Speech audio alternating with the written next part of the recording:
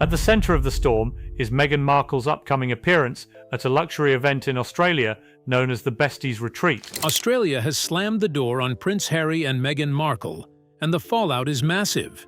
A stunning petition from Australia is exploding online, and Prince Harry and Meghan Markle may be facing one of their most humiliating snubs yet. Why are Australians turning against the once-celebrated couple? And could this backlash start a new crisis inside the British royal family?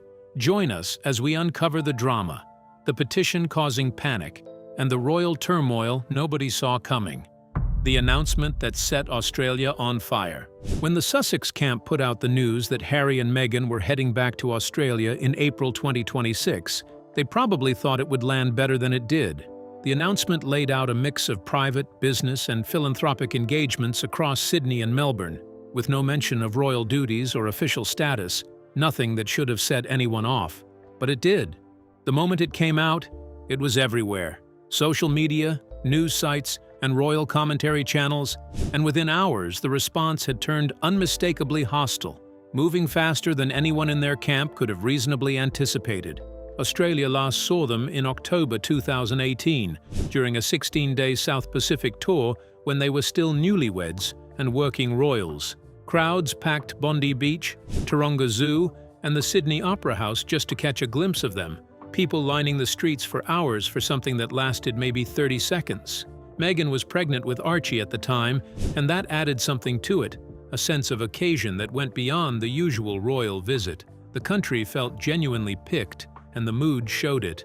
Flags, cheering, and the kind of warmth that you can't manufacture. It was exactly the reception a working royal would want. This trip looked nothing like the last one. Harry was booked to deliver a paid keynote at the InterEdge Psychosocial Safety Summit in Melbourne, a workplace mental health conference where tickets ran upwards of $1,500 each, with Harry reportedly walking away with a five-figure speaking fee. Meghan, meanwhile, was announced as guest of honor at a 3-day luxury retreat in Sydney called Her Best Life, with a $3,199 ticket, which got you a gala dinner, a stay at the Intercontinental Sydney Coogee Beach, professional styling, and a photo with the Duchess herself. Taken together, the two engagements painted a fairly clear picture of what kind of visit this actually was. For Australians already dealing with real cost-of-living pressure, the pricing landed badly. Within days, a Change.org petition, the argument was straightforward. Harry and Meghan walked away from royal duties in 2020, so they don't represent the crown anymore. And anything they do in Australia should be treated as a private commercial trip paid for out of their own pocket.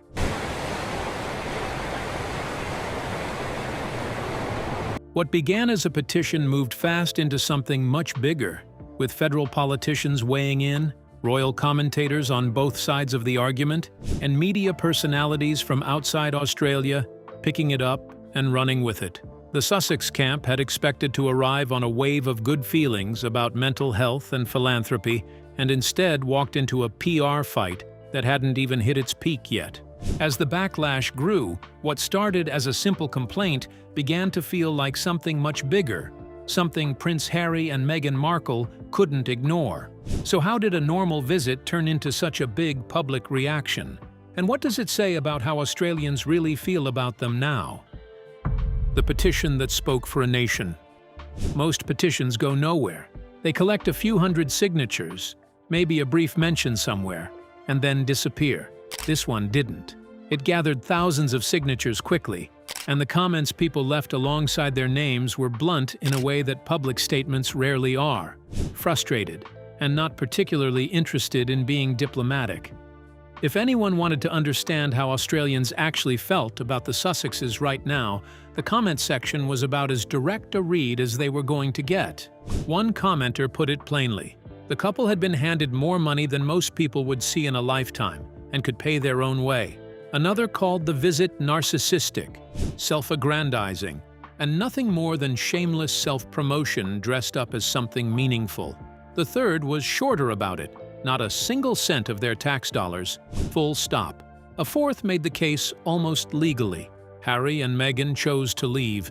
The late Queen made the terms clear, and that's the end of it. They're private citizens on a commercial trip, and should be treated exactly like that.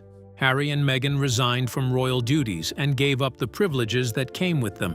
Any security or government coordination for a visit like this costs real public money, and Australia, the petition argued, should keep official support for working royals on official business, not for a private celebrity appearance by two people whose connection to the crown is, at this point, basically historical. They left. That changes what they're owed. Harry still has genuine warmth from Australians. In celebrating the 125th anniversary of women's suffrage in your country. They've always liked him, his approachability, his mental health advocacy, and the sense that he's someone people could actually talk to. Meghan is a different story, and not in a simple way. The reception she gets is messier and more divided, and a lot of that comes down to how people read the couple's departure from royal duties. Some Australians feel the commercial work, the Netflix deal, the Spotify deal, and the book pulled them away from something more meaningful, or at least made it harder to separate the personal from the brand. Harry tends to come out of that perception okay, but Meghan absorbs more of the friction, which isn't entirely fair, but it's how the dynamic has settled in a lot of people's minds. For many people, the feeling is mixed. They still like Prince Harry, but they're not so sure about Meghan Markle. So how did things go from love and excitement to doubt and criticism? And why does that change feel so personal now? The cold reception. The 2018 tour was not just well received, it was a phenomenon. Crowds lined Bondi Beach end to end. Kids stood outside school gates for hours waving flags at a motorcade that passed in half a minute. Journalists who were supposed to be covering the tour ended up writing pieces that read more like fan mail. Harry and Meghan were young, openly in love, and had a looseness about them that formal royals rarely manage. And Australia gave them exactly the kind of warmth you can't manufacture or plan for. Valentine Lowe, in his book Courtiers, claims that during the Sydney Opera House appearance, with enormous crowds gathered specifically for them, Meghan was overheard asking, "What are they all doing here?" and calling the scene silly. Staff apparently had to explain that people came out because they felt a real connection to the monarchy. Whether that's exactly what happened, or whether it's been shaped by sources with axes to grind, is genuinely hard to know. But it stuck. It became one of those details that critics kept returning to, folding it into a broader story about a woman who had, in their reading, little patience for the very institution that made her famous in the first place. As Megxit became a big topic in January 2020, people's feelings in Australia began to change. A poll by Roy Morgan after Charles and Camilla's visit in October 2024 found that 57% of Australians still wanted to keep the monarchy, which was a majority, but less than after Queen Elizabeth passed away in September 2022, when many felt sad and supported the monarchy more. Since then, support had been gradually decreasing, and along with this change was a more personal shift, where people were feeling less favorable towards Harry and Meghan, which was more than just a general dislike for the monarchy or royal fatigue. The core complaint was pretty simple. You can't quit the institution and keep using it as a calling card. Harry and Meghan left with a lot of public talk about freedom and authenticity and living on their own terms, but the tours they kept doing borrowed everything from official royal visits, the crowds, the ceremony, and the weight of the Sussex name without any of the actual obligations that make those things meaningful. Critics called it having it both ways, and in Australia, where the affection had once been so genuine and uncomplicated, that contradiction had become impossible to paper over. For a lot of Australians, the issue was not really what Harry and Meghan were doing, so much as whether what they were doing matched what they'd said they would do. And when the money, the image, and the public messaging started pulling in different directions, the question became harder to avoid. Are they actually living the life they said they chose, or something that looks quite different up close? The money question. Nobody could ignore. The question that kept coming back was a straightforward one. Where is the money coming from? Since January 2020, when they stood in front of cameras and announced they were stepping back to become financially independent, Harry and Meghan had kept the language of public service and humanitarian work front and center, but the income streams behind that language had never been fully transparent. and the gap between the two was something a lot of people, Australians included, had stopped being willing to ignore. After leaving, the financial picture was clear enough at first. Netflix and Spotify both signed them to substantial deals, and for a while that covered the ground comfortably. Spotify ended in 2023 after a single season of Meghan's podcast Archetypes, described depending on who you asked as either a mutual decision or a commercial failure. Netflix carried on, and Meghan's lifestyle show with Love, Meghan came out of that arrangement, pulling in viewers and criticism in about equal measure. Paid speaking had become a real pillar of how Harry and Meghan make their money. Harry's fee for the Melbourne summit was reportedly somewhere in the mid-five figures. Not extraordinary by celebrity speaker standards, but not nothing either. Meghan's rates are apparently in a different category altogether, with some commercial estimates putting her at high 6 to 7 figures for major appearances. The clearest example of what that looks like in practice was the Her Best Life retreat in Sydney, where tickets cost $3,199 each and covered a gala dinner, a photo with her, and a premium hotel stay. Critics kept pointing out that the whole financial model seemed to rest on the exact things Harry and Meghan said they were leaving behind: the royal title, the royal associations, and the name Sussex, which only means something globally because of King Charles and the British royal family. Strip that away from the marketing materials, and the commercial value of these appearances drops sharply, maybe to a fraction of what it was pulling in. That's a hard argument to fight directly, and the Sussex camp didn't really try, at least not in public. Staying quiet about it probably made things worse, because silence in that situation tends to read as confirmation. Their defenders had a point, and it was a fair one. There's nothing legally or ethically wrong with a private citizen taking paid speaking engagements or commercial appearances. That's just work. The event organizers were paying voluntarily, not under any pressure or obligation, and no public money was confirmed to be involved. Harry's mental health advocacy was also real, not manufactured. He'd talked openly about grief, anxiety, substance use. The actual hard years, and people who'd followed that closely knew it came from somewhere genuine, whatever commercial wrapper it now arrived in. Even people willing to support them could not quite shake the questions the timing and the bigger picture were raising. Yes, good to see you. So you want me over here? Yes, X marks the spot. X marks the spot. And as the criticism got louder, it started pointing somewhere deeper than a travel itinerary or a petition towards something still unfolding inside the British royal family itself: the royal family rift that Australia reopened. For a lot of the people watching the Australia situation closely, the petition and all the anger behind it weren't really about Australia. That was just the surface. What's actually driving it is a question nobody has properly answered yet. What are Harry and Meghan now, exactly? What do they stand for? And what do they represent to people on either side? And maybe more uncomfortably, did they do damage to the royal family that can actually be repaired? Or is this the kind of thing that leaves a mark on a family that never quite fades, no matter how many years pass or how many reconciliatory photos are taken? In January 2020, Harry and Meghan posted on Instagram that they were stepping back as senior royals, and the media instantly called it Megxit. Queen Elizabeth convened a summit at Sandringham within days, something commentators said had no real precedent. The couple had apparently proposed a kind of half-in arrangement, still working as royals part of the time, but that was rejected. What they ended up with was harder and less generous than what they had been hoping for, and all of it, the fallout, the negotiations, and the terms, has been picked apart in interviews, books, documentaries, and court cases. The Oprah interview in March 2021 was the moment a lot of people think made any real reconciliation nearly impossible. One of the most damaging claims was that someone in the royal family had raised concerns about what skin color Meghan's unborn child might have. That landed hard, not just in Britain but across the Commonwealth. Then came Spare in January 2023, which went even further.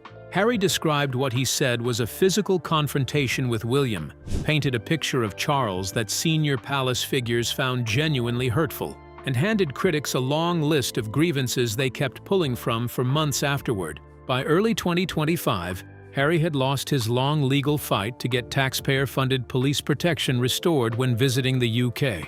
After that defeat, he told the BBC that Charles wouldn't speak to him because of the security dispute and that he didn't know how much time his father had left, but that he wanted to reconcile. A tea at Clarence's house in September briefly made it seem like something might be changing, but weeks later, Harry allegedly wrote directly to the Home Secretary, asking for a new review of his security arrangements, and whatever goodwill had built up collapsed pretty much immediately. People close to the palace were not pleased. One aide reportedly said that some people seemed to have mistaken a cup of tea and a slice of cake for a formal peace treaty. Harry and Meghan were getting ready for their trip to Australia in April 2026, but their relationship with the royal family was still very strained since they stepped back from royal duties, and there was no sign that it would improve soon.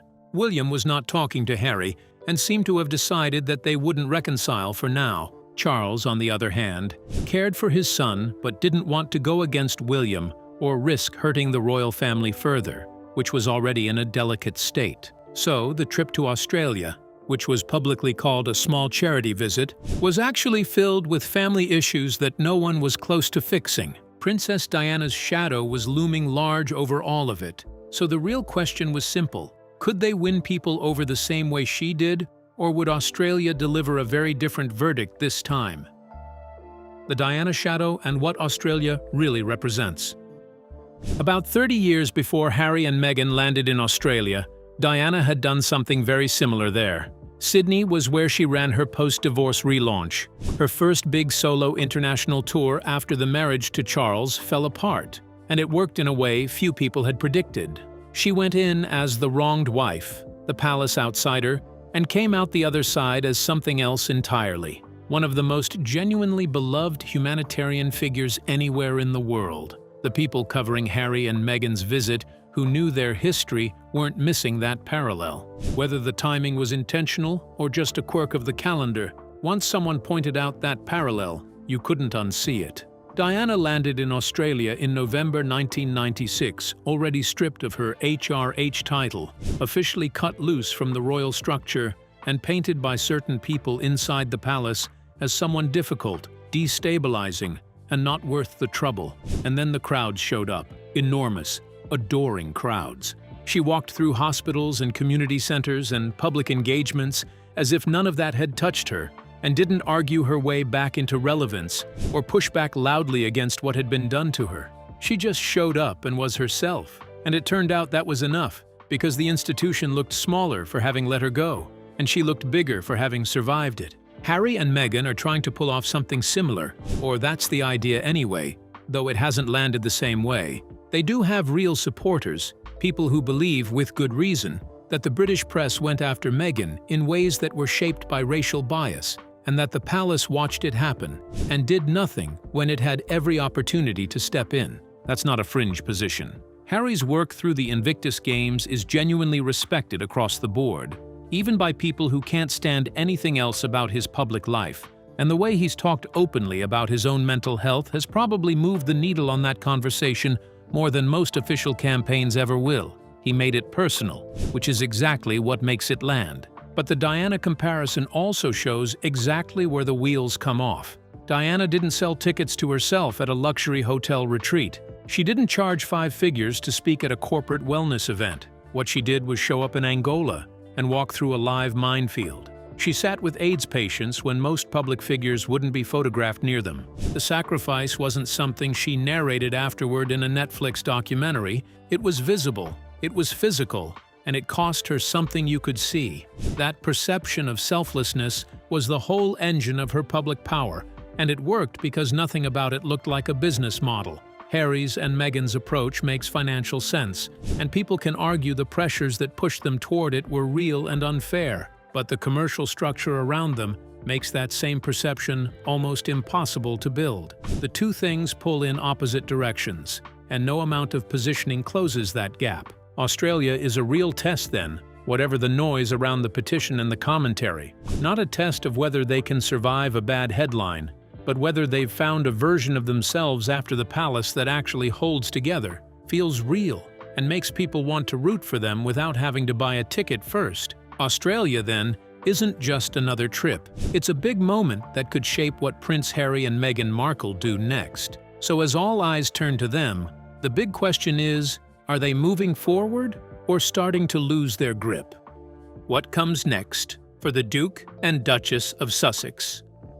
What are Harry and Meghan actually trying to build here? That is the question sitting underneath everything, as the Sussex travel itinerary takes shape ahead of April 2026, and there is no clean answer. They're both in their early 40s now. Archie and Lilibet are growing up in Montecito, a coastal California town a long way from the protocols and obligations Harry was born into, and that distance is by design. The big commercial deals that gave them financial footing after leaving royal life have changed, some shrinking and some ending altogether.